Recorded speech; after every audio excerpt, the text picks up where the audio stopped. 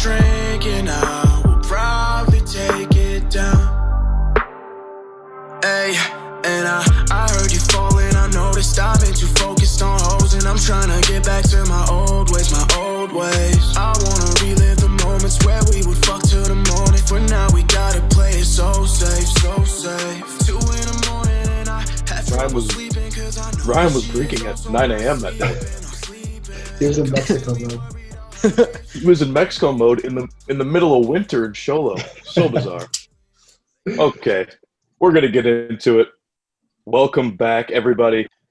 This is episode 3. 3, 1, 2, 3. Week 4. Too much time on your hands. The official podcast of the Elite Haas Fantasy Football League. A lot of stuff going on this week, especially with our media team, as well as, of course, a lot of football. How we doing? How we doing out there in Scottsdale, Mr. Jake Scanlon? Wonderful. Wonderful. We're finally getting some love on the official. Just like last week. Yeah. Finally getting some love out there. I'm finishing up my dinner right now. Don't have much left to eat, but just living the good life. Weather's getting nice. And come on, I'm casting the official cast of the EHFFL. So good as always. Yeah. Awesome. Good to hear. DeBella, how about you? I know you're in Tucson. How you doing? We're doing good. You know, we've got a lot of similar things to say to Scanlon. Weather's getting nice out here. Been a bit of a long day, but I'm ready to talk some EHFFL. Has Tucson recovered from those lethal fires they were having earlier in the summer? Yeah, it's been done with, since I got here. That was kind of scary. Mount Lemon fires? Yeah, it was burning up a little bit. Fire, man. Kind of freaked me out. I just wanted to cover a couple things. I guess this is more of a shout out to our critics. Not going to name any names. Cole, maybe Armin. Just wanted to say we're still getting our feet wet with this whole podcast thing. Especially me on the editing side, and I guess our whole media team. You know, we're still working through some things, finding what works, finding out what doesn't. But we do appreciate a lot of the constructive criticism that you guys have given us. We're going to take that into account and hopefully get better week in and week out.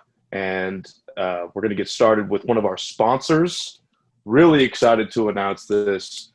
Aiden Stack, the official bookie of the Elite House Fantasy Football League and our official sponsor for Too Much Time on Your Hands. We're going to go by Stack Spreads, hashtag Stack Spreads. If you want to honor Aiden Stack and place a bet, go through Stack Spreads. Any thoughts on Stack Spreads, fellas? When he says bets, that's actually what they call sub sandwiches out here in the Southwest. So really as a sponsor, actually Aiden Stack down there in Tucson opened up the sandwich joint, Stack Subs. But he's a fan of kind of the whole gambling, idea at least behind it. So it's kind of like a gambling themed sub shop. So that's why he's kind of like Stack Spreads, everything like that. Definitely recommend hitting them up if you want a good sandwich. A lot of things to choose from, a lot of orders to go with, all kinds of spreads to put on those subs. So definitely recommend going through them. Really proud that he's our first sponsor. Speaking of the variety of spreads to throw on some of those subs, I think DeBella, if I'm not mistaken, you were trying out some of the new spreads this past weekend? Yeah, I would totally recommend the parlay there. It's a fan favorite amongst the local restaurant goers, and I would 100% recommend it if you're feeling lucky. It's like a spicy sandwich. Mayo blend. Am I right or no? Yeah, spicy mayo. Little jalapenos on there too, which is, a little kick. It's not bad. Big fan of it. So yeah, all listeners, definitely, don't hesitate to reach out to Aiden Stack. Great sponsor. He'll get you set up. It's funny, you said you tried the parlay. He just came out with a brand new sub called the Teaser. I threw that on there. Yeah, it's fantastic. Paid dividends this weekend. Felt great. Felt great to have one of those. Stack subs, Stack Spreads. Try them out. Official sponsor. Okay. A lot of football to unpack here. Let's just get right into the recap a little bit. Starting off with all my homies hate Vegas, Dalvin and the Chipmunks. You came a little short here, DeBella, maybe a lot short. This game covered. The original spread, however, just to put it out there, this changed, but it was minus 0.4 in favor of all my homies. They put up 138 points, and Dalvin and the Chipmunks puts up 105. This was a kind of a statement win, I think, for all my homies. It's very tough to go 3-0 in this league, and he's done it. And he looks like he just wants to keep his foot on the gas pedal. Seems to be the case. I know we'll be talking about him later on, but just a good win for my homies. Absolutely. A lot to unpack with the development team. But... Absolutely. Moving on to Le'Veon a Prayer. They take down Team Engelbrecht in what we now call the Bust Bowl. Huge win for GM Mr. Barrett Ellison. Jumping into 1-2. Team Engelbrecht falls to 0-3. We're going to get into them a little bit later in the podcast here. Moving on to the third game. Hey, can I say one thing about the Bust Bowl real quick? Absolutely, yeah. I think it was probably one of the only games worth talking about this week in detail. You just got to be hurting if you're a fan of Team Engelbrecht, because when you look at their bench, they had Keenan Allen sitting on 30 points. He started John Brown at wide receiver, who had 0. If Ryan just decides to change his lineup like a normal person, he wins that game. So it's heartbreaking. It's very tough. Good for Ben. Good for Ben. I mean, Mason Crosby was his third highest scorer with 16. That's always kind of a heartbreaker when your kicker's got 16. But kickers are back, like we said. Game 3, Schmerda Luck Fan Club. I cannot keep up with these name changes. We've changed it again. They had 164 to Game of Jones 137. Tough one for Joe. I know that he really thought he was going to pull this out. I did as well. Schmerda Luck Fan Club looking fantastic. They're a force to be reckoned with in this league. Thank you. Game number 4, we're going to go with the acronym FPH, Fresh Prince of Bel-Air. They had 115. Now, this is a battle of the roommates here, battle of former roommates, Cole Anderson and Diego Perez. Fresh Prince of Bel-Air had 115 to Smile for Camara at 139. Now, we're going to get into Smile for Camara. I have a lot to say about these guys. This might be one of the most high-powered offenses we've seen in the Elite Haas Fantasy Football League. Yes, that's a hot take, but I do believe that. Now, to game number 5, Zeke in the Sheets, 129. Zeke in the Sheets has 129 to the team led by GM Armin Conkababian, Lick Bosa D's Nuts. 109 points. Armin falls to 1-2. Zeke in the Sheets elevate to 3-0. I'm sure Casey's feeling fantastic. He's got the boys gelling. They want to play for him, and they're playing hard.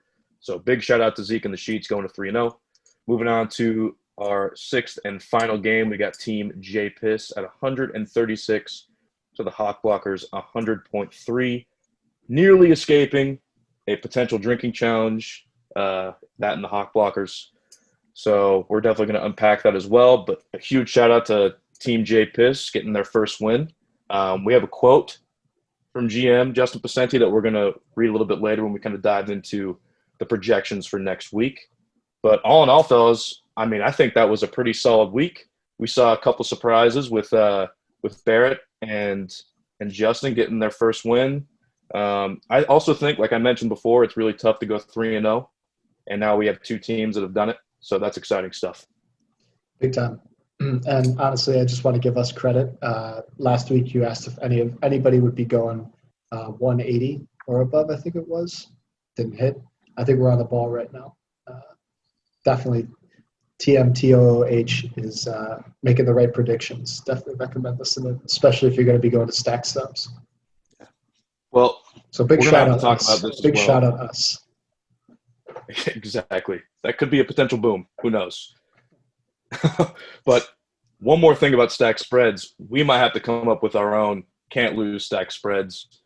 Just maybe the 3 best sauces of the week. Who knows? Best things to put on your sandwich.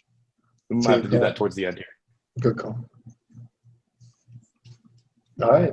Well, yeah, good week 3. Now we're going to get into week 4. Awesome week 3. All right, so we can get into the power rankings now, right? Just got the Nidds conglomerate. just released new power rankings. So we're going to start from the bottom up. Coming in at last, down 2 spots, Team Engelbrecht, guys. What is going on with Team Engelbrecht? You want to start with this one, Here's Nate? what Yeah, I will. And I'm going to say that I'm actually happy about Team Engelbrecht right now.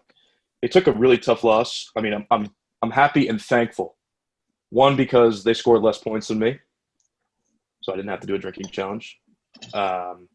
2, because we saw that Ryan's a little more active in the chats. His ears have perked up a little bit. Apparently, he's a huge fan of political jargon and drinking. Saw that he threw a little game in there for the league to play. So it seems like he's in good spirits. He did talk once about just kind of jumping ship here and, I mean, cleaning house. I would not put that past him to do that.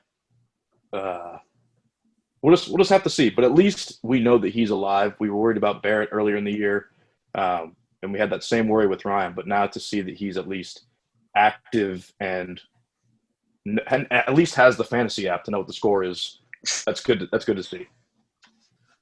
I mean, yeah, the thing about Ryan's team, I think there's two major things right now. The first being that there's absolutely no trust whatsoever between the players and the GM, if we're being honest here. Like 2 weeks ago, he said this is a shitty-ass team. This week, he's talking about cleaning house. I mean, are any of those guys going to want to wake up in the morning and say, wow, I really want to play for Ryan Engelbrecht today when he's too busy going on camping trips or going to the lake or at the range, maybe giving Tim a new tattoo? I don't think there's not enough there right now. And he's really got to not only clean house with his team, maybe he doesn't even need to do that. He needs to clean house with himself. From a team standpoint, like Michael Thomas is coming back. That's always going to be good for a PPR league, assuming he's not like devastated at least. He's got good wide receiver talent in Mike Thomas and Keenan Allen. But I think his backs are lacking. Joe Mixon, I feel like, is a fraud fantasy back. Same with David Johnson. Whoa. Putting the fraud label on him, huh? He's on fraud watch. I got Joe Mixon in my other league. Not trying to cross universes too much, but like he's always ranked so high, and it feels like he never performs, or like he gets you 10 points, I guess. Like I just feel like he gets mixed into a good draft pick. mixed into a roster where he's competing with other backs constantly. So he's only getting like a quarter of the carries. I feel like he usually is. No, he actually he's usually dominates carries with somebody else. No, he dominates the share. A week. Yeah. Like Giovanni Bernard is the only other running back that's I'm wrong on that. Well, it kind of goes back to what you were saying about Burrow last week, where like they're just going to let him throw the ball, and he's had a lot of success with that. They have like no run game; their offensive line is ass, so they're just going to keep letting Joe Burrow air it out. But again, I think he's lacking the star power. He's got like 2 really solid wide receiver ones, but I don't know. There's a lot of work. His Jimmy Graham pick paid dividends this week. He was like the best tight end, but who knows? Maybe Jimmy Graham's going to reinvent himself. Went on a bit of a rant there about Ryan's team. I'm low right now. He's a good friend, but as an owner right now, I'm disappointed. Yeah. Not sure about you guys. You definitely, you hope he can do better, but we'll see. Maybe this negative talk he's been putting out in the chats will fuel his team to get the first win of the year. But moving on, at 11, making a move up from last, we have Barrett, Le'Veon on a prayer. So how big was this win for Barrett this week? Big. I mean, it was huge. It's huge. To go 0-3 really sets you back. Sorry, Jake, go ahead. I was just going to say, and the difference between these two guys, like Ryan, again, we know he's not, his heart's not there. Like he could care less right now, really. Like he cares, but like, I don't think he takes it as intensely as Barrett does. I mean, we see all the activity Barrett's making. If Barrett lost this game, I think we'd see him spiral down a really dark path. I don't think there'd be a functional panic button left for him to push at that point. So I think this is huge motivation for Barrett going forward. Absolutely. I mean, after the rumors were going around, they're comparing him to Adam Gates of the Jets. Not looking good. They were saying that he didn't have any business being in this league.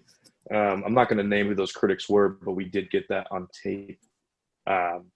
James Robinson had a big week for him, 30 points. James Conner played well. I believe he had 24. I guess the question is he back? Can we expect him to start winning games, or was this just kind of like he got bailed out by a few guys like James Robinson and And it's the just going to kind of be opposing a team, lackluster year for him? the opposing team not playing Right. their best wide receiver. Exactly. I think this week For some reason, I don't know if there was a temperamental issue with Keenan Allen that he just didn't want to play him, but I don't think there was any real reason that he didn't play. Okay. John Yeah, Brown, I trying guess, something new. this is his week. Hey, John Brown plays good about every 4 weeks. He has a Yeah. breakout game.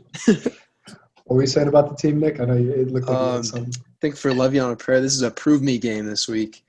You know, there's a lot of people hitting the panic button last week. I'm not going to name any names, but people were hitting the panic button, saying it was over. He gets the win, but it was against the guy who benched Keenan Allen. So this is a real prove me game. Can he beat not only a good team, but a team that's 3-0? We'll find out. We're going to move on next to number 10 of the power rankings. Down a spot, unfortunately, Armin. Now, you guys had a lot of confidence in Armin last week. A lot of confidence. Can you tell me, what's going wrong there now? My confidence is shaking a little bit. Love Armin. Think he's a great GM. I still think he's going to pull it together. But with this injury bug, like I believe he mentioned a few nights ago, that's really tough to overcome. I mean, this isn't just a speed bump anymore. I mean, he's got to move mountains to save this roster. I know he's really focusing on a Lakers championship this year. Like I've mentioned in a couple other podcasts, he's got a lot going on. And, I really want him to succeed. But I guess for what his team had last week, they played pretty well. If Carson Wentz gets 21 and you still lose, that's not a good sign. Yeah, I think the injury bug is still going to be an issue for him going forward, especially this upcoming week. You still have McCaffrey out. You've got A.J. Brown up in the air if he's going to play. Raheem Mostert up in the air if he's going to play. There's just a lot of issues right there that he can't solve right away, unfortunately. So it's kind of up to fate at this point for his players to get healthy. That's what I mean. And Singletary and McKinnon probably played to their potential there, each with 16. You're not going to get much more than that. So to expect to win without those key guys is going to be tough. Yeah. I don't think we've ever seen Armin ever dip to double digits in the power rankings. So this is really new territory for him. I think it's going to be a really big moment. I agree with you that Barrett's definitely going to be a prove me game coming up this week. But I'm going to say within the next 2 weeks, the same thing is going to apply to Armin. He's got to pull out a victory in one of these games. Otherwise, hey, I'm playing devil's advocate. I wouldn't be surprised to see him start packing it in, start training for next year. Wow. Really? If he loses the next 2 games, I mean, he's got to pretty much start to win out at that point. I don't know what our playoff schedule looks like. How many are in? 6. Should be 4, right? No, 6. Yeah, 6. He still has a shot. It's early in the year, obviously, but if things don't start picking up soon, he could be in some deep, deep trouble.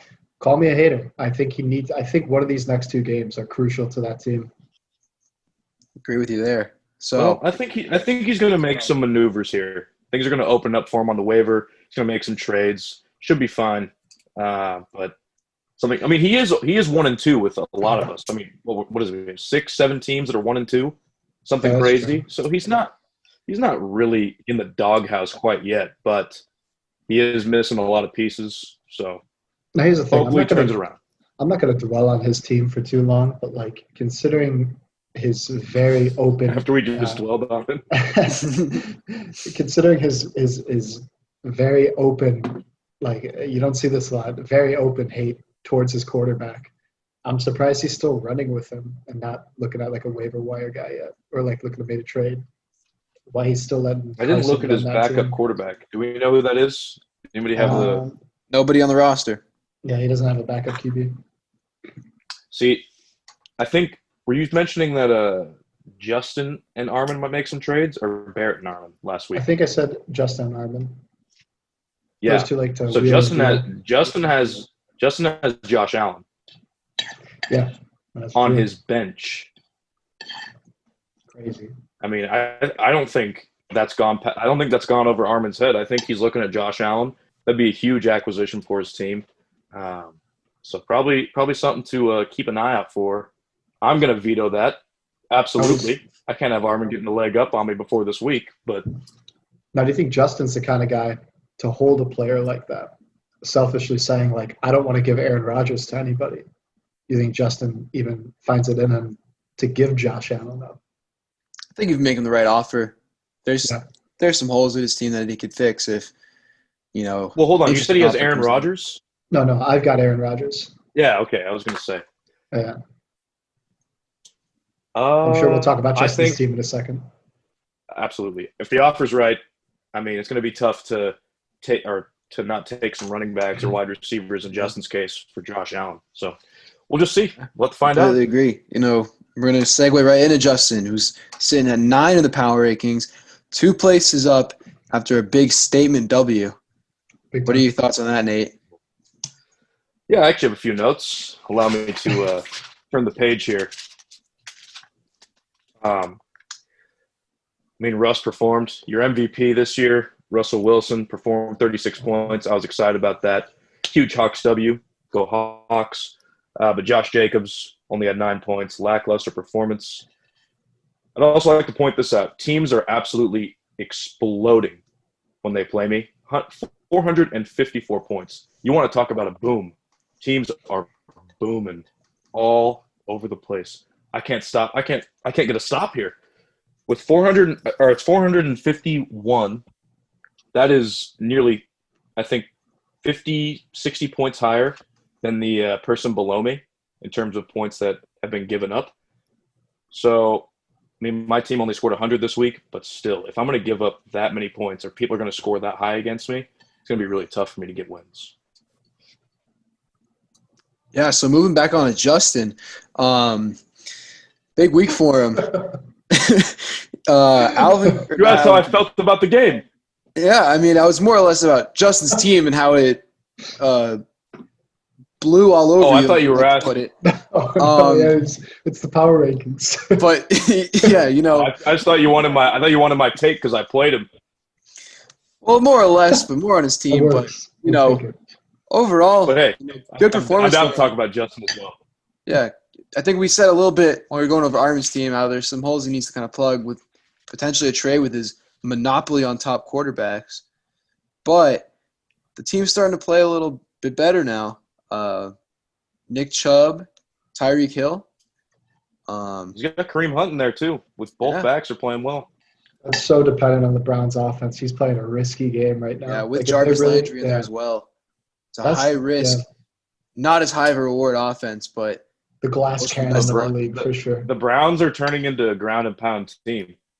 As they should. Whenever one of their backs gets tired, they're going to give it to the other. So they're both going to score points. They're going to get carries, get touches. So they're 2 of the best backs in the league. It's like you don't have to force the ball to Odell's, shit-covered chest or hands or whatever it is. Like, give the ball to the guys who actually would use it. It's the chest. It's the chest. Yeah. Show some respect. My bad. All right, moving on to 8. We have myself, unfortunately, down in the power rankings once again. I got a lot to say about my team, but I'll keep it pretty concise. Deshaun Watson needs to step it up, plain and simple. He's got such a hard schedule. I'm going to interject right away, though. Like, I know, their schedule fucked. But it's, you expect a guy with his talent to play better. I never pick a quarterback high in fantasy football. This is the first time I did it because I thought it was a safe pick. And I can't even tell the Tim schedule. Bill O'Brien, I don't know what it is, but something's got to give there. And more importantly, T.Y. Hilton has got to step it up too.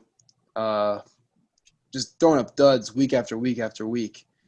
If those two get going for me, like how they should be playing, how they used to play, how they would have played last season, I'm not worried. I think I got some interesting moves on the waiver wire. So we'll just have to wait and see what happens. You didn't make any comments about Melvin, who seems to be having a lackluster season so far. Melvin, first 2 weeks, solid performances. I think he got like 15 each week or something like that, which for an RB2, you'll take it. Game flow was not in his favor this last week. They were down. They were not running the ball.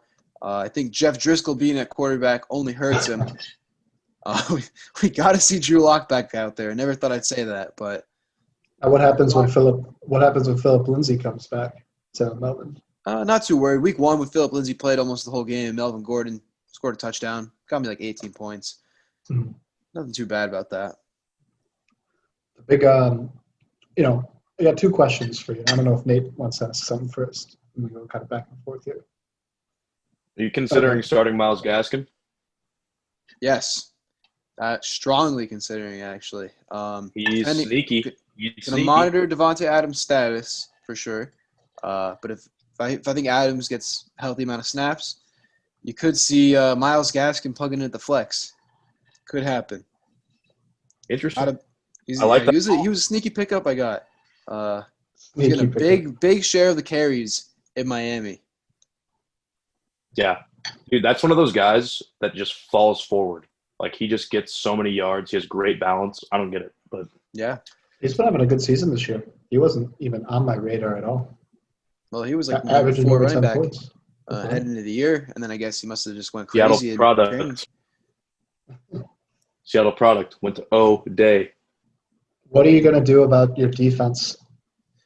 I stream my defense every week. I took a punt on the Giants defense thinking they're playing the 49ers with a backup quarterback, an injured running back. Everybody's injured on the 49ers, and they just got fucking dicked by the 49ers. So, Whoa. there's a lot of Indeed, options out there indeed. with streaming defenses. There's a reason champions of fantasy leagues stream defenses. So don't be surprised to see a big week for my defense this coming week. Okay. One final question on your team from me, at least. Do you have any concern about your tight end position, or is Nikhil your guy? Well, Nikhil is not my guy. He's a wide receiver. TJ Hawkinson, on the other hand, Oh shit! I'm looking at your It's flex. my That's guy. my bad. That's my bad. TJ Hawkinson, I believe. Let's check the rankings on him here. TJ Hawkinson's the number 9 tight end currently. I'm more than happy to take that for now. I think he's got a lot of upside. He's only in his 2nd year. He gets a lot of targets. Led to the team in targets last week. Just needs to get more usage in the red zone like he did in the first 2 weeks. But if that gets done, I'm happy. All right, that's a complete blunder on my end. Talk about a bust right there. Sorry. Yeah, I was looking at Hate to Nikhil at your interject. flex spot. Hate to interject. I have to put the dog outside real quick. So I'll be back. All right, I You guess guys, we'll you guys keep the continue flow on. going. Yeah, Yeah. we'll go on to the next one without you. You'll come back in at the end, okay? I mean, We're talking- yeah. We're talking about Cole Anderson now, coming in at number 7, up a spot. Okay. That's a big one. FPH. Woo, woo. Yeah, well, a lot could be said about him. He's looking like he's got Joe Burrow going to be moving in at quarterback over Tom Brady. It's probably the right move. Yeah, he's got a lot of interesting players out there that he's got in his lineup that you wouldn't expect to see. CeeDee Lamb, Corey Davis. Not a lot of guys that were high on people's radar this year, but they're playing well. Teams starting to pick it up a little bit, possibly. Yeah, this is also not a good look for Nate. I mean, I really hope this doesn't affect our ratings. Might have to bring in another guy, but that's besides the point. I think his team, he's not fully in on this team. We kind of saw that in the chat. I don't think he's buying into them, no matter what you say. I don't know. Do you think Clyde is RB1 at this point or no? I think Clyde is RB1. I don't see how he's not. Obviously, the game last night, he didn't have the craziest game because Mahomes did. That's But true. still had a solid game. This guy's averaging 17 points per game. You think he only gets better as the year goes on and he gets more acclimated to the NFL. So I think he's a good pick. I think there's other areas of concern, like wide receiver. You can't count on Corey Davis and CeeDee Lamb week in and week out to get you points. That's true. Even Chris Godwin, who's very talented, but that ball's going to get spread around in that offense. I mean, he made the right call this week, but you think he'd be playing AJ Green a little bit more, especially since the Bengals are making the shift to this air it out offense. Yeah, I mean, AJ Green struggled a little bit. He gets a lot of targets, obviously, because he's AJ Green, but yeah, their new guy got a lot of. Was it T Higgins, or am I tripping on that? Not sure if T Higgins plays for the Bengals. Who am I You could be thinking? thinking of Tyler Boyd, who's been there for like 3 or 4 years now.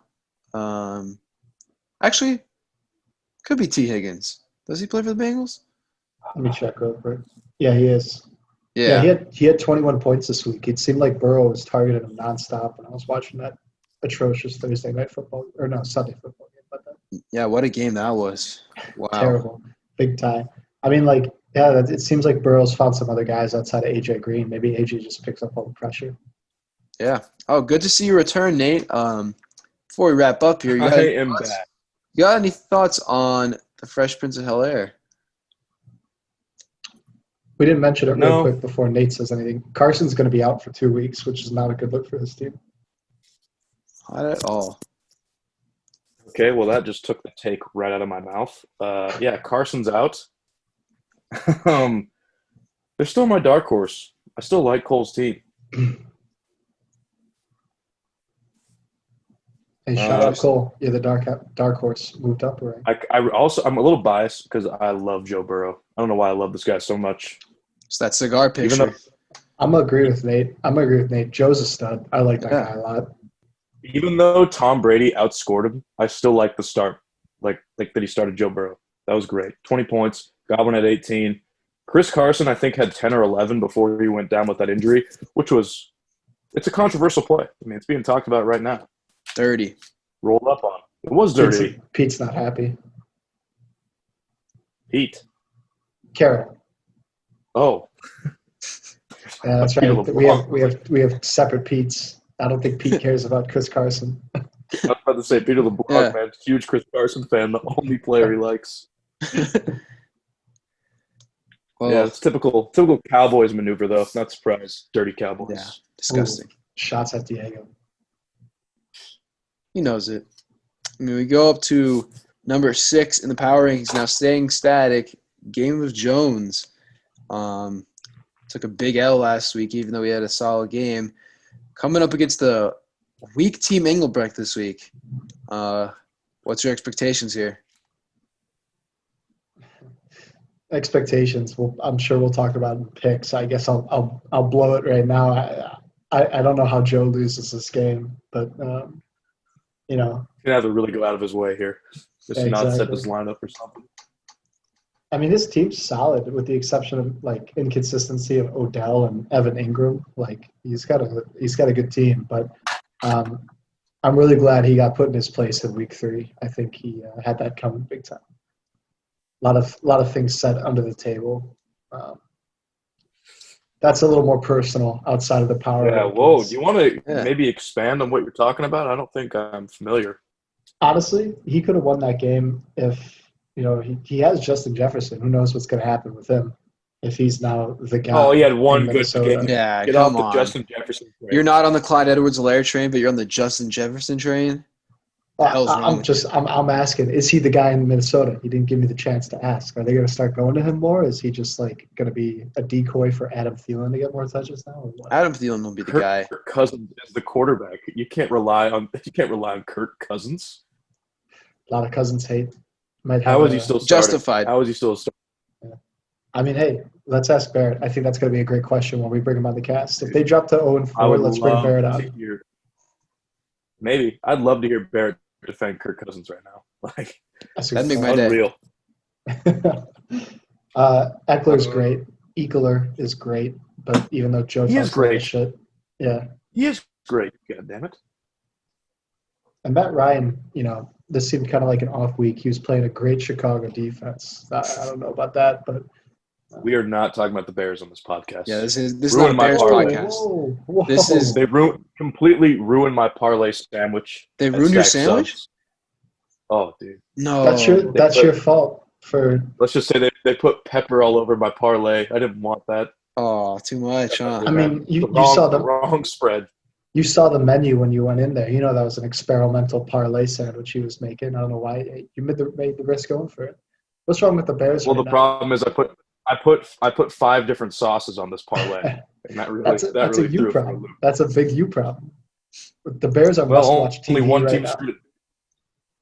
Come on, they are. I mean, you got to Bulls on that lineup. Exactly. There's a lot going on. At least this week, you're gonna want to tune in. This is a separate segment for you, but you seem to be talking a lot more about the Cardinals than you are about the Bears. Just to put that out there. Ooh. Up until this last week, the Bears are my team, but like the Bears we're beating nobodies. No offense to the Giants, and we should have lost to the Lions week 1 when he dropped the pass in the end zone. Like I don't know what's going on. But you didn't. 3-0. I don't get it. No, we're getting to be an exciting little electric team. It's getting to be there. Nick Foles starts next week. It does. If we win, You have to. if we win this week, I think a lot of people in Chicago are going to be back on the train because there's still so much uncertainty. Like we beat a banged up Falcons team. Like Julio was out. Their defense is a mess, and they somehow choked that lead. Matt Ryan really had 10 points or 11 points. I mean, he put up like 30 the first 2 weeks or something, so this is an off game for him too. Joe could have easily won this game if he was a better GM. That's all. So this is my question, I guess, spurring up from Joe's team. And DeBella, you kind of touched on it a little bit. How valuable is it to take a top-tier quarterback early in a fantasy draft? Everybody says, we'll be there in the later rounds. But I think the teams that took the better quarterbacks are starting to play better. Depends on I think it depends where you're drafting them. I mean, if you have a really good high-end RB2 option and then a top 5 quarterback, you're probably going to take the high-end RB2, borderline RB1 guy. Joe Mixon's telling you that's not the case. Joe Mixon would Exactly. I mean, if it was between me and I was stuck between Patrick Mahomes and Joe Mixon, I'm taking Patrick Mahomes all day. That's because I'm not an idiot. I know Joe Mixon sucks. So I think it comes up to the fantasy manager too at that point, you know? Like, you're really going to reach on a very mid-tier running back because you have this perception in your head that picking a quarterback high is bad. I think that's starting to shift a little bit now. You're seeing more quarterbacks get picked higher. You know, this is the first time I've seen Russell Wilson go earlier than like the 9th round in a draft. He's always going late. He's so consistently good. Why? Yeah. I was always like, what a steal in the 10th round, Russell Wilson. Now all the good quarterbacks are going because you realize how nice it is to get a guaranteed 25, 30 points a game. Well, I'm going to knock on wood here, but I also think the chance of injury is a lot lower than one of those top backs. I mean, we just saw 2 of them go down. So yeah, I think to kind of answer the question, there's probably like 5 or 6.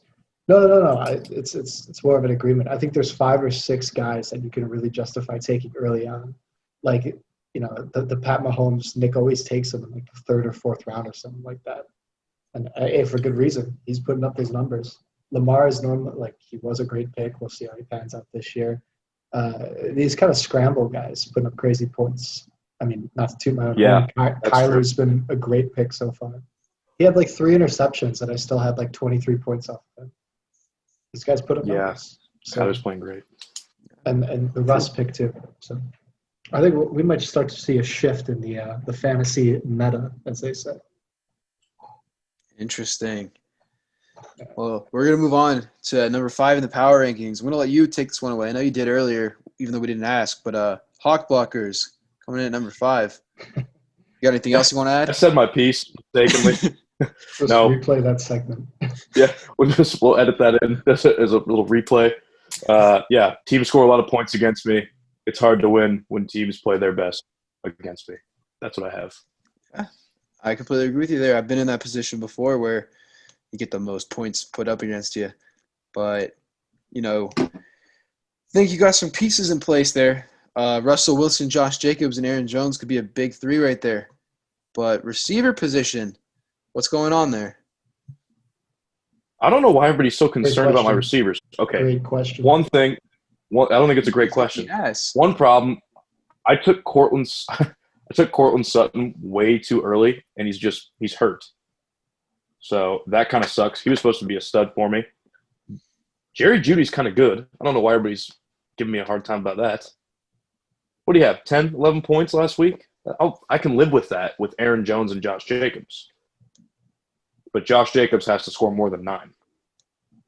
What happened with Leonard this week? Why did he have such an off game?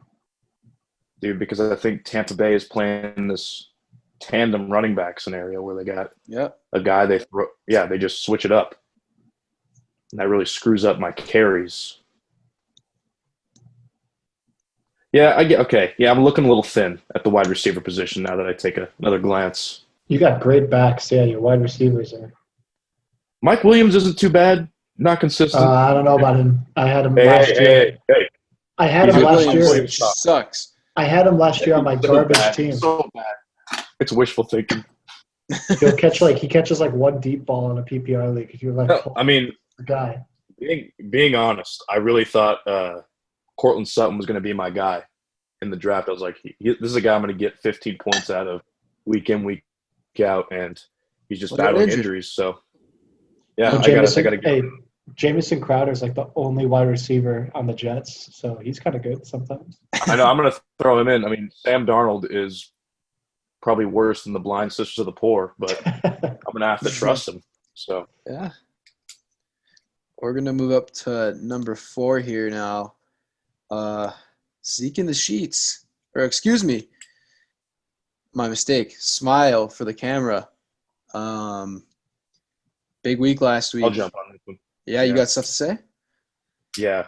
As I mentioned at the beginning, this might be one of the most explosive offenses we've ever seen. Dak Prescott. So I originally put in my notes led by Dak Prescott because he's the quarterback, and he is averaging 28 points per game, which is above average for your quarterbacks in fantasy football. That's really, really good. But the leader of this team, Alvin Kamara, the guy's averaging 35 points a game. Absurd. And I'll also say this, the Ravens defense was actually ranked really high going into this game against the Chiefs, and the Chiefs tore them up. So they didn't score any points. Diego still has 139. That's not even to mention all of his other offensive weapons. This team is scary. Watch out. Yeah, big time. I agree. I think there's a lot of sleepers on that team too. You look at Darius Slayton and DJ Chark.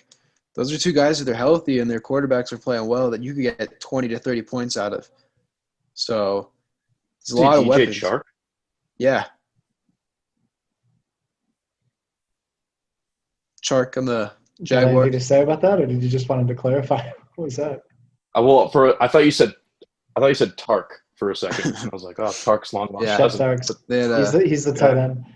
Chef Tark.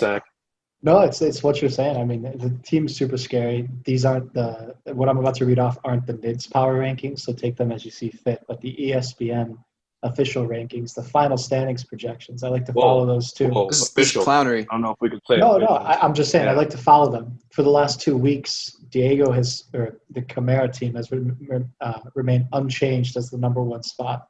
ESPN's given them all their love. I mean, Kamara's an absolute stud. There's no question about that. He's bouncing back from kind of an off year. We'll see how Michael Thomas coming back affects it. But, like, Drew Brees can't throw the deep ball, so he's just going to hand it off and give it to – Drew Brees can't throw the football, period. I mean, it's bad, man. We'll see when Mike Thomas comes back. I got a lot of stock in Mike Thomas. Mike Thomas is a net. That guy can catch anything, but he's throwing a lot of ducks. A lot of ducks up there. No, it's like let's say one of those guys has an off day too. He's got one of the best tight ends in the league too, in Travis Kelce. I mean, he's going to be your consistent tight end. I don't know, man. Diego's got a really scary team. I think maybe he's got like a flex player. I don't trust him, but watch out. No, he's well rounded for sure. Yeah. Who'd they lose to? Why'd they lose? He lost his first game of the year. To who? Go way back into the archives, in the file. We don't have the technology to get this readily available just yet. We're still a poor cast. Listen, I wrote all this stuff down. I might as well go back into it. All right, so he lost week 1 to – he lost in that really, really close game by 0.16 to Zeke in the sheets. Right. Classic. That's right. Yeah. Game of the week 1. Wow. So, heavyweight battle. Mm-hmm. We're going to get into Zeke in the sheets right now. We're going to take that as an opportunity to transition right into them at 3. Hell of a Staying segue. static. More credit to us. Zeke in the sheets. Here's one thing I do want to highlight before you guys give your piece on them. Darrell Henderson Jr., running back on the Rams, recently coming up in week 2, 20 points, and week 3, 19 points. Could be a steal that Casey took in the 9th round that fills his one weaker area, I guess you could say, was his RB2.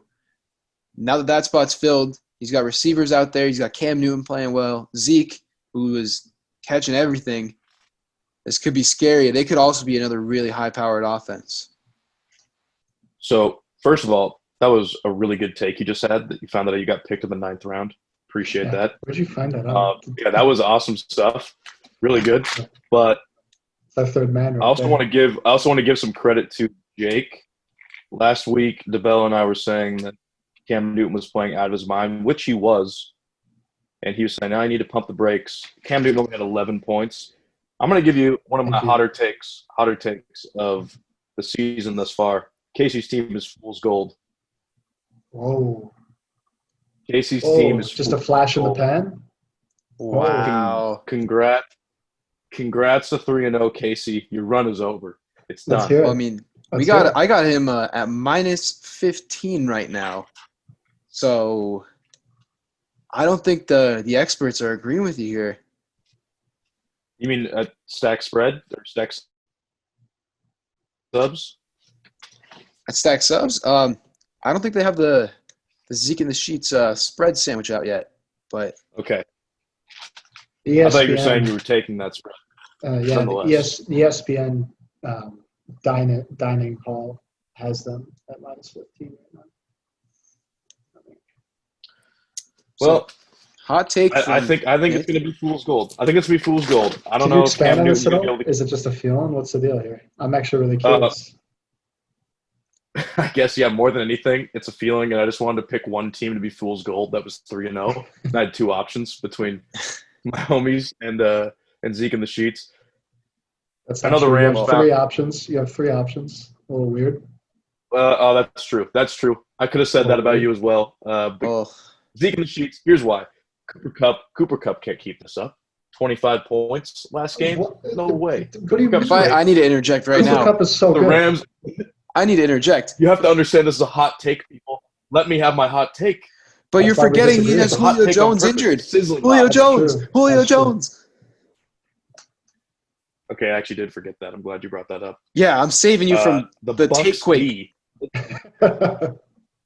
The Bucks D had 19 points. That's not happening again. That's Cam the Newton beauty, 11. dude. I think this team is fool's gold. I really do. I don't think they can withstand one little speed bump, and this team is going to derail. It's off. Over. Wow. You heard it here first. Lock They're going it. to fall I to love 7 and 6. Lock it real in. quick. I'm They're going going to to fall disagree. to 7 and 6 real quick. Find me on week 13. We're going to be having Wow. the same discussion. We'll have this man. discussion in Nate, 10 you weeks. were right. We'll see what happens. 10 weeks to It's the on the cast. back burner. I like this. Our first So- real hot take of the season. Moving on to number 2. What kind of show would we be if we didn't have a couple hot takes? No. That's what we need. We trust that instinct. We're not just going to Number sit here 2. going, Here's yeah, my thing. This could be a little cocky of me. and Number call me the 2, we've fool's got gold, Jake huh? Scanlon. Nate, you wanted your 3-0 Fool's Gold team. If I had to pick one, I think these guys right here. And I'll give you a couple reasons why. First of all, Miles Sanders and Kenyon Drake. Those are not two names I think of when I think RB1, workhorse back, gets you there every down. They're not. They're either going to get injured, they're going to get worked into a committee, especially Miles Sanders. You don't trust anybody on Philadelphia to stay healthy all year. Okay? He's going down. Furthermore, I don't see David Montgomery, even with the Tariq Cohen injury, being That's a a big bad workhorse take. back That's for a you. bad take. I don't see it. No, With that's Nick a Foles- great take. I absolutely agree. Nick Foles is I going don't to see- up it too. Tariq's I think he's down. Jordan Howard 2.0. Jordan Howard 2.0. Yes. Okay, well Absolutely. then. Huh? And, you know, I'll play Julian Edelman then instead of flex. Do you want me to if it play wasn't for Julian? your strong quarterback play and Tyler Lockett, I'd be having a much harsher prediction. But I think this is the fool's gold team right here. They're fooling everybody. What are your thoughts on that? They're my boys. I mean, hey, let's hear your take, Nate. I'm gonna stand in my corner with them this whole time. Those takes on almost Miles. Yeah.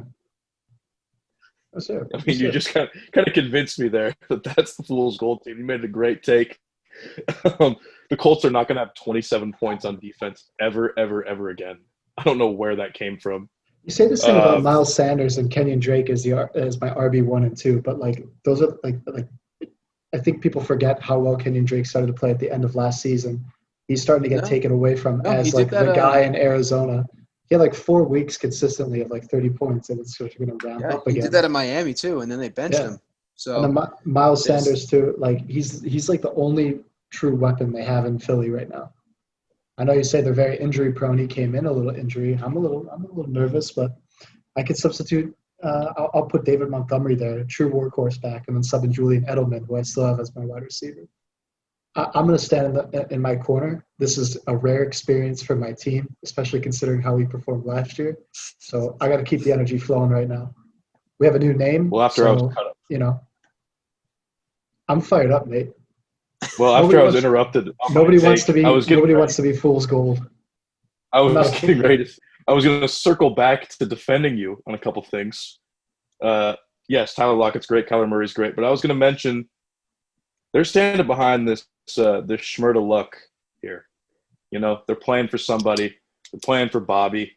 Playing for two people. Sometimes it's bigger than football, and we got to realize that. And this team clearly does. They're 3-0. They just have that grit factor that could propel them possibly to a run in the playoffs. I don't know. I don't know if they're the fool's gold team because they have so much motivation to play well for Bobby. We're going to be hearing that. We're going to be hearing that all year. And it's not just Schmurda luck now because Schmurda's sentence got delayed. So the last time we rallied behind a guy, it was Andrew Luck, and we all know how that turned out. When we started to rally behind Bobby, his sentence got extended. So now we're rooting for the both of them. Well, you have set an early record for most name changes in a season. Already in week 3, I think you have 5. Haven't seen something like that since like 1971, I think. Yeah, that was an old hell of a record. year in 71 too. Big year. Fantasy was fantastic in 71. Slow internet, but I don't know, man. I think we're gonna be getting hit with the fraud, the fool's gold all year long, really up until the end. I think we have to actually prove ourselves. All right. Well, last in the power rankings, number 1, still all my homies hate Vegas. Big win last week, thanks to Patrick Mahomes with a 40-piece. You don't see that too often. Derrick Henry came back to life for the big game. Mike Evans with possibly the most efficient stat line you can get in fantasy. 2 catches, 2 yards, 2 touchdowns. That really hurt to see that on the opposite scoreboard. Did not know that. Yeah. That's incredible. So, his team's playing out of his mind. Calvin Ridley definitely was a great pickup to get at the end. Ranked first in total points out of receivers. So, things are looking up for him. Do you see him slowing down at all? Or is this the team to beat this year? Right now, they're you go for this. I literally wrote down this team is not slowing down. That answers that question. They just don't have a lot of gaps. Waller got shut down, and DeAndre Swift got shut down. They combined for, I think, 6 points, and they still, they kind of beat you handily. Sorry to say it. This team is I was winning until Patrick Mahomes played. Right. But you also, that's tough to say. Patrick Mahomes played, and he had 40, and bullshit. It's just a tough guy to beat. Also, he scored 455 points in 3 games. That's kind of nuts. I'm not sure that anybody's even close to that. So definitely the team to beat. Actually, there is that's an interesting thing for you to say because he's actually number 2 in our league right now. Diego's team has scored 461 through 3. The high-powered offense of Diego. My apologies to the Perez organization. Ranked number 4 because of that neck loss, but I think we'd be singing a different tune, different story here if he won that week 1. I think Nick's only weakness is in his tight end and his RB2. I think really RB2. I don't think Darren Waller's a weakness at all. I think the only issue of this team is RB2. He's got Darren Waller got shut down because he played the DK Patriots. Metcalf is the perfect wide receiver too. DK is a stud. He is Russ the perfect wide receiver. No, Tyler Lockett's. Russ is the MVP this year. Yeah. Who else had 5 total touchdowns this week? Pat Mahomes. Did he get 5 or did he have 4? 4 passing, 1. Not bad. Russ has got a measly. He's got 14, right, or something crazy. Right now, I think last week I said it was Kyler, Josh Allen, and Russ through 3.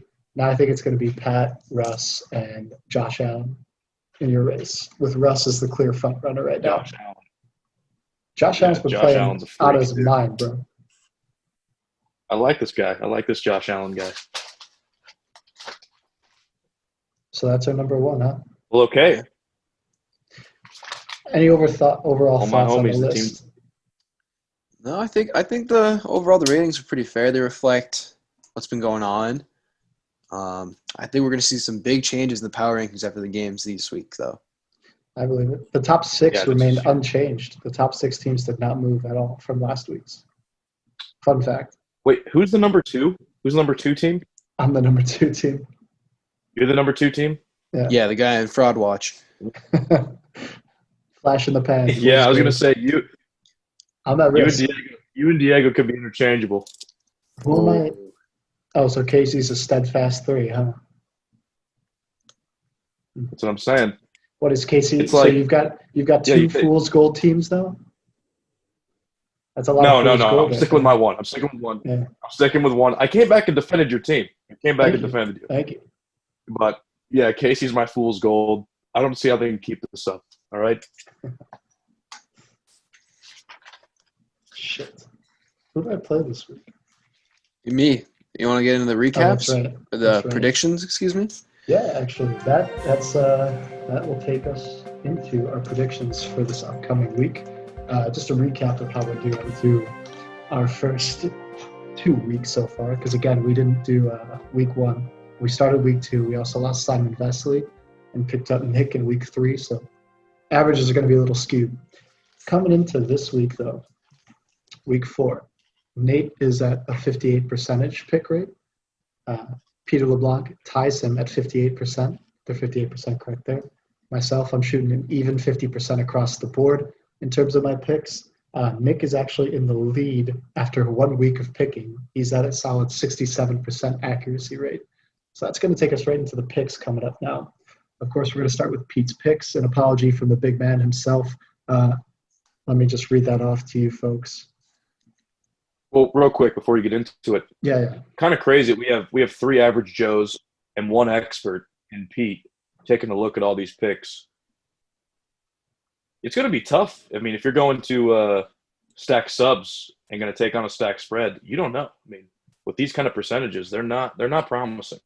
Sometimes, yeah. I actually don't know who's working in the stack kitchen, like who actually determines those lines, how they come up on it. It might be just the big man himself, unless he's got some unless this is like a chain, he's got some other guys he likes to look at lines with.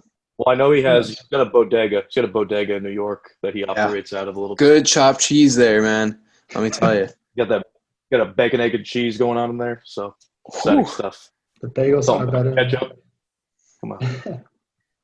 So, yeah, getting back to the picks from Mr. LeBlanc himself, he's kind of our outside guy.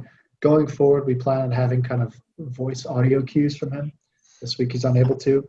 Quote, Jake, I can promise you a solid recording next week. I'm with my folks, RN. I'm sorry. We've all been there with our folks before. Would he say it with that? Would he say it with that kind of bravado there?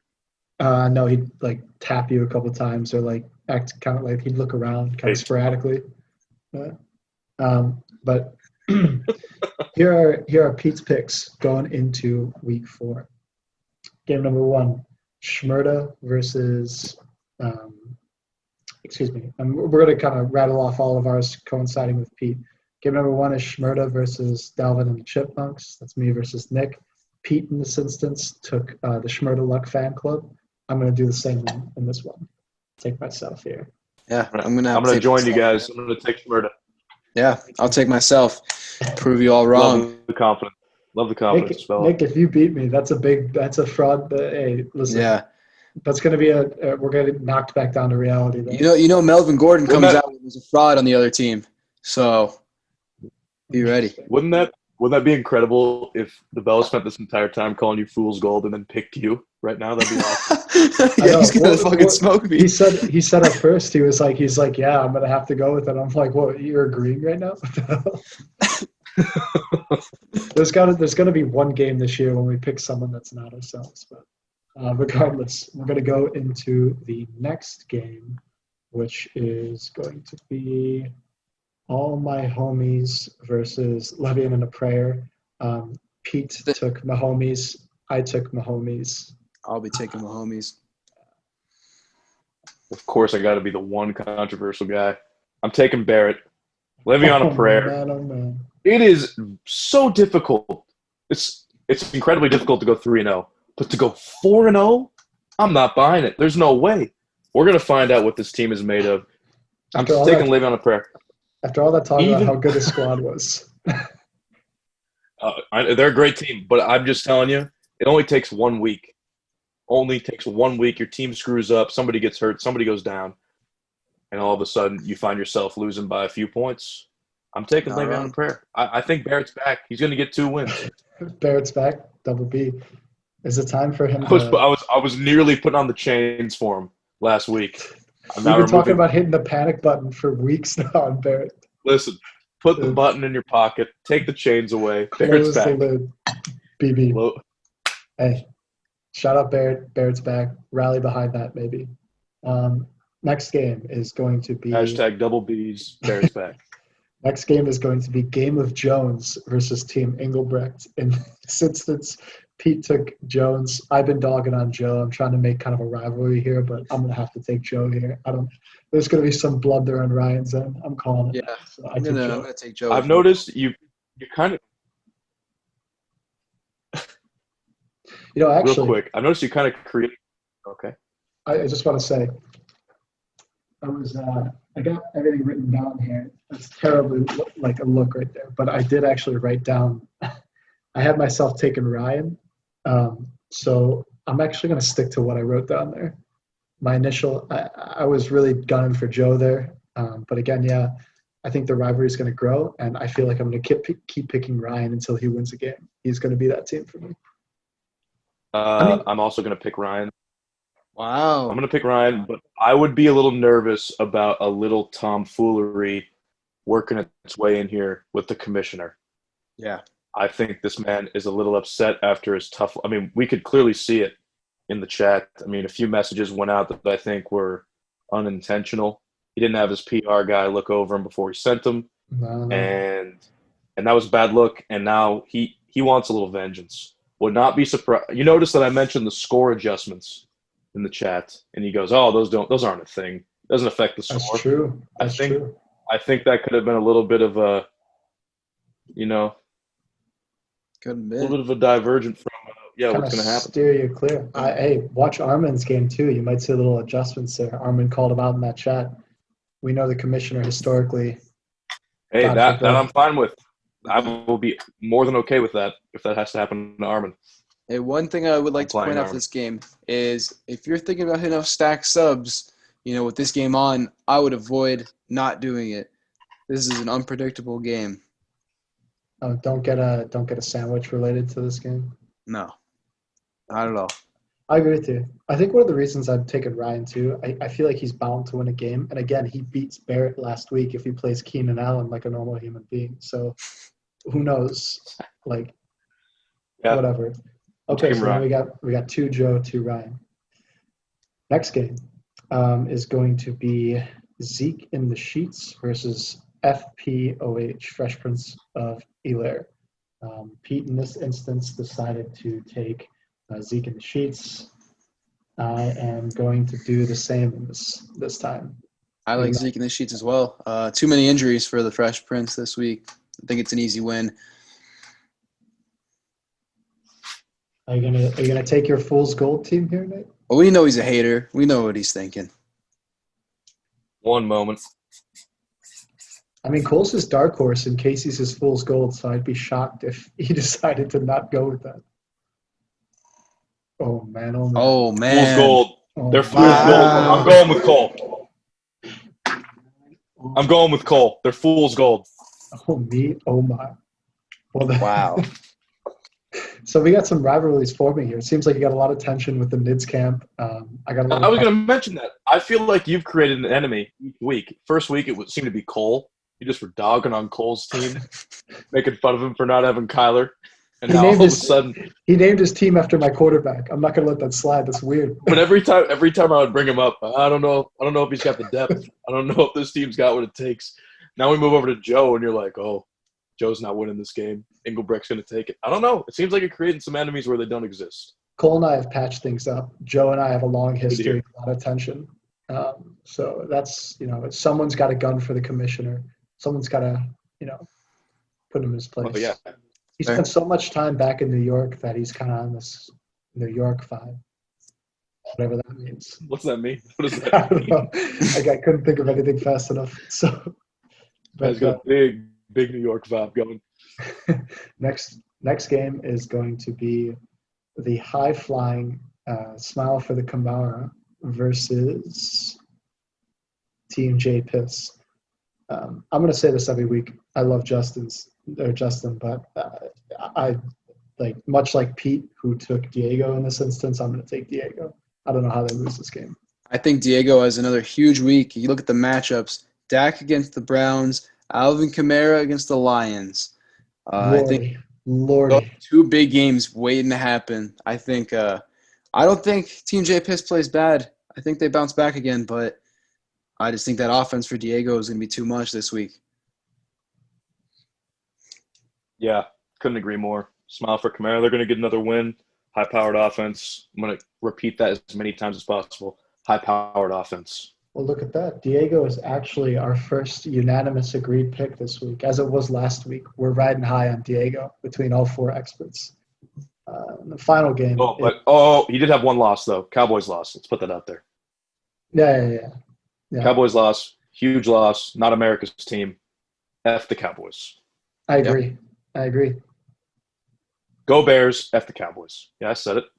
Go Bears. Go Hawks. Not even because you're on the cast. We can I just had to say that. reunite that. So, final game is going to be Lick Bosa D's Nuts versus the Hawk Blockers. That's you, Nate. Pete actually decided to take the Hawk Blockers. That's you, of course. So, Pete, trust in your team. And you know what? It's kind of been 3 the weeks in a tail. row he's taking. Kind of been the tail this week. I'm actually going to take you as well. I took you last week. I'm going to take you this week. I know we keep saying that this is I said it earlier, that Armin's got to win these games. And I expect, big things. But again, his team is riddled by these questionable injuries right now. They are not a healthy squad. Again, your team has the possibility of just going off. And I think they do that again this week. So I took you. Yeah, exact same boat as you. Took the words right out of my mouth. I think Hog Blockers get this win. All right. Yeah, surprisingly enough, I'm going to go with myself. I'm going to go with myself on this one. I think we have what it takes, especially if Joe shaves off a couple points on Armin's team, because Armin made that comment earlier in the week. So look forward to that, actually. And those are going to be our predictions or picks. Yeah. We kind of breezed over it, and it's my mistake for not mentioning it sooner. We did get a quote from Justin about his game against me last week. Let's see it. Should I go ahead and start us off? All right. Yeah. All right. And I quote, "All right, this week I definitely went with a bit of a bold move by playing 3 Browns players." Well, I didn't realize that, but he did. 3 Browns players, including both Nick Chubb, Kareem Hunt, and he said 3. I think it was 2. But it seemed to pay off. Landry was a bit of a disappointment this week, but it was clear that Cleveland was relying on the running game with Chubb and Hunt. Lamar only putting up 14 was a bit of a scare, especially seeing Russ put up 36. So part of me wishes I started Josh Allen. But thanks to the power of the San Francisco defense and Robbie Gould with 13 points, I came out with the first dub of the season. Only way is up from here, Team J Pitts. Now that's a man with some confidence. Also completely debunks our Josh Allen to Armin rumor. I think that's out the window. That's a really important quote to have. That almost swayed me to go with him. I don't know if it's because you're a co-caster or what, but I don't know if we can go up from here for Justin, at least this week. No, wait, he's not playing you this week. He played you last week. Oh man, he's got a tough game this week. Yeah, and he won. If he beats Diego this week, that's going up. So I'm not going to change my stance, but I want him to prove me wrong. Going to be a lifelong Justin fan. But we're seeing the exact way that he won last year. Exact same thing happened. And this is the week where he got a big win. He might get a big win this week. I don't know. I'm still going with Smile for Kamara like you. Here's a guy. Here's a guy I want to talk about quick. We don't hear a lot from Diego's camp. They like to keep a lid on things. I haven't heard a whole lot of him. For as good as his team is, he's been awfully quiet. Like, well, any reason? I tried to FaceTime him. He answered. Screen was moving everywhere. The guy was just taking laps around the Boston Harbor. Could not get a clear answer from him. So busy. He's got AirPods in. Made fun of me for having corded headphones. So it was a short, very brief conversation. Damn nerve. The nerve. I just wasn't sure. I have not heard a lot from that camp this year. They've been awfully quiet, and they're a really solid squad. It's that Boston. Very quiet. Very quiet, and the Cowboys lost. That's true. That's true. Well, yeah, those are our picks this week. Pete and Nick, you guys have shockingly similar picks, but we'll see. We'll see. Big shakeup's coming. Let's hope so, at least. So that's going to do it for the picks, the predictions. I think we have another segment coming up, Nate. A fan favorite. Indeed, while we're talking about DA. I was pulling up a little itinerary for us. But yeah. While we're talking about Diego, you said? Well, this is his classic quote that we modeled the segment after. Ah, yes. Boom or bust. We're going to hop right in. Boom or bust. Now, last week you saw that we were toying with two different options. We decided to adopt a similar style comparable to another podcast. We're not even going to mention their name. We shouldn't be mentioning them in the same sentence as us. We're clearly superior. I'll actually go last. I'll defer to you two. Actually, I'll defer to DeBella on this. We're going to go a boom and a bust. If you have a couple more, sure. But your top boom, your top bust. Let's hear it. All right. Boom, Death Wish coffee. Now, hear me out. This coffee is advertised as the world's strongest coffee. And let me tell you, this morning, it was the strongest coffee I think I've ever had. Woke up at like 7:30. Not a lot of sleep, real tired, needed that energy to get through the day. Had a nice cup of this, and I was gone. I was zooming. So much energy. Highly recommend this coffee if you're an avid coffee drinker. Now, it kind of sounds like you're talking about. Sounds like you're talking about a joint. No, I'm talking about Death Wish coffee. That other podcast, I know. other podcast you mentioned, Nate, oftentimes likes to talk about Death Wish coffee too. It kind of sounded like you were talking about 3 Chi for a second. I didn't know what was going on. Okay, first of all, a couple things on that. Are these grounds, or is this like a can? Hey, we'll get to you. I got one thing. A couple things, actually. One, did you not understand the disclaimer when it said Death Wish? I don't know how much more to the point you could get the Death Wish. 2, how do you obtain this kind of coffee? Because I think it would be great if all 3 of us get this and drink it while we're having the podcast. Well, here's the great thing. 8 p.m. at night, we're drinking Death Wish coffee. Well, maybe we have a matinee podcast in the afternoon. We're just I'm gonna take some time off work to record the cast. Thing about this podcast, we might do Saturday. Excuse me. Saturday matinee. It's primarily available online, but your local fries might have it, such as the fries on First and Grant. Had a lot of it. So I'd recommend. We don't have fries up here, man. We're actually civil. You got Kroger? No, God, Jesus, no. All right. QFC. Online shopping's a thing. So I'd recommend you check that out. Were you hitting the J piece alongside this? Excuse me? Were you hitting the J piece alongside this? Oh, no, that would be a disastrous concoction. That's good. That's good for the bathroom. No, that'd be a trip to the restroom. That'd be a head rush, like a wild buzz. Like I'd be like jittery, like a. Yeah, we talk about high-powered offenses. That'd be a high-powered bathroom trip for sure. Wow, definitely. Good take. On to my bust for the week. It's got to be my man Chris Wallace after getting absolutely destroyed in these debates by 2 80-year-old men.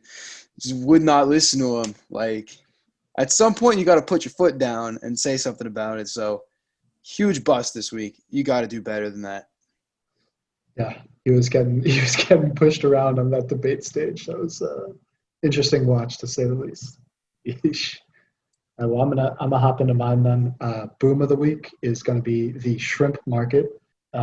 Applebee's actually released a new deal that for any purchase of a steak entree, for $1 extra, you get a full dozen fried shrimp. So if you're a fan of Applebee's and you like shrimp, shrimp is booming right now. Definitely find yourself at Applebee's taking advantage of their drink deals. We're not sponsored by them, but whoever's selling shrimp, they're selling a lot. I'm going to go on to the bust of the week, more relevant for this league. I'm going to give it actually to panic buttons. In this instance, we traditionally been given the buttons to Barrett, but I think if you're team Engelbrecht right now, that button is being hit so much that that's a busted button right there. So Ryan's panic button is my bust of the week. That's a little bit of a paradox there. Just a bust on bust. Wow. Spinning it. It's PEMDAS. Yeah. That's what it is. That's incredible. That's what it is. So those are good. Those are good. 2 booms. First one, I didn't have to do a drinking challenge. I said about 5 times. Won by a very, very close margin. Super excited about that. More excited to see what Engelbrecht will come up with. He did say he's going to sip on a couple beers, which oddly enough, that seems exciting to me. Just watch Ryan kind of sip on a couple beers. I think that'd be hilarious. 20 minutes of him watching The Office or something like that. Yeah, who knows? Maybe him just playing foosball or tattooing Tim, just sipping on a beer. The second boom, part 2, Jack in the Box brought back spicy tenders. That's exciting. I don't go to Jack in the Box anymore, but whoever does, try the spicy tenders. Tell me how they are. McDonald's has got spicy tenders now too. Whoa, spicy nuggets. Way to ruin Spicy that boom. nuggets, that's my bad. Spicy nuggets, not spicy tenders. Whoa. Huge difference. Thank you for catching that. No, he's right. He caught me. Grow up, man. You have a fucking food Instagram page? Grow up. Oh my God. Whoa. We need to cross reference. Do you want me to when I share my screen, I'm going to show you the video I'm editing of me making salsa right now. No. Why are you making salsa? Probably not even spicy. Yeah, it's great. You put salt in there? What? Of course you do. That's part of the taste. I use two jalapenos. Yeah, I know. It was a joke. Like, I use 2 jalapenos and 3 habaneros. That's what I put. Ooh, little kick. Okay. Only three habaneros. Yeah, a guy like me puts 4 in. Toss in a handful, actually. Call it a day. Put a little coffee in there, too. Well, what's your bust? Bust of the week for me, ironically about coffee. Costco cold brews have been discontinued for a little while for having too much caffeine. Costco cold brews are my shit, literally. Never had one. Oh, the taste is not very good, but if you want to get up, you want to get going like the Bell is talking about with this Death Wish. I'm not sure it's that extreme because it's not called Death Wish, first off. This stuff's really good. They're a little too expensive, especially something from Costco, but they're handy. Take it on the road, take it on the go. I love them, so it kind of sucks that they're being discontinued. Huge bust. That's a damn shame. At least they're keeping the hot dogs, right? We want to spin it that way. Always got to keep those. Did hear? Yeah, that was definitely a PMT thing. God damn it. Well, all right. Boom and bust, huh? I think there's a special segment there we got to is. get taken to now, huh? I'm very happy to introduce a new segment. Hopefully you're all on board with this. This is going to be a reoccurring thing. We all know him. We love the man, Armin Kakababi, and he's actually going to be giving us his own takes week in and week out. He's got an eye for what he calls bums. And so week in and week out, we're going to find out what Armin's bum of the week is. So we're going to get a live feed of this. Yeah. Sorry. Why did you answer like that? Hated that. I wonder if we could reach out to our first and only official sponsor, Stack Spreads, Stack Subs, and see if we could get an over-under, or I guess just who the bum of the week would be. That'd be awesome. Well, if they can like sandwich out with that. Like a bag of chips. Exactly. Armin's bum of the week. That could be a great sandwich. Sandwich of the week, you know? Yeah. Well, you don't want to be Armin's bum of the week, and bum of the week can No, you tell don't. anything. But if you were to, I guess, spend money on a sandwich, that would be a fun sandwich to mess around. Big time.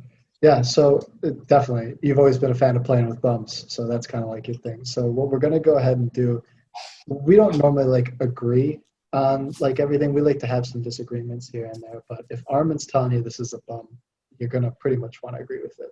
So hey, hope you enjoyed this segment. We're going to bring it up. And the Bum of the week is Good afternoon, Jake. Good afternoon, Nate. Good afternoon, Nick, if you're in this. And to all the wonderful listeners of this wonderful podcast. I'm here today to announce a new segment called Bum of the Week. And God, I have so many bums of the week. But for week 1, 2, and 3, I'm going to have a combined Bum of the Week. And it's actually going to be the whole bummy city of Philadelphia and that bum Doug Peterson and that bum Carson Wentz. And my stupid ass for drafting that idiot, thinking that he would be anything good. But guess what? He's not. He's a bum. The Eagles are bums. Going for a fucking tie against the bummy Bengals. Punting on a 4th and whatever it was with 16 seconds left in the game. Carson Wentz, you're a bum. You haven't been a good player ever since maybe 5 years ago when you thought that you were going to be good shit. You haven't been good at all. And you're either getting dropped this week or sent to the nearest prison for causing me to think that you'll be anything better than a bum. So thank you, Carson Wentz, stupid bummy Philadelphia Eagles. In the gorgeous city of Philadelphia. Scumbags, but beautiful city. Your bum of the week. Be back next week.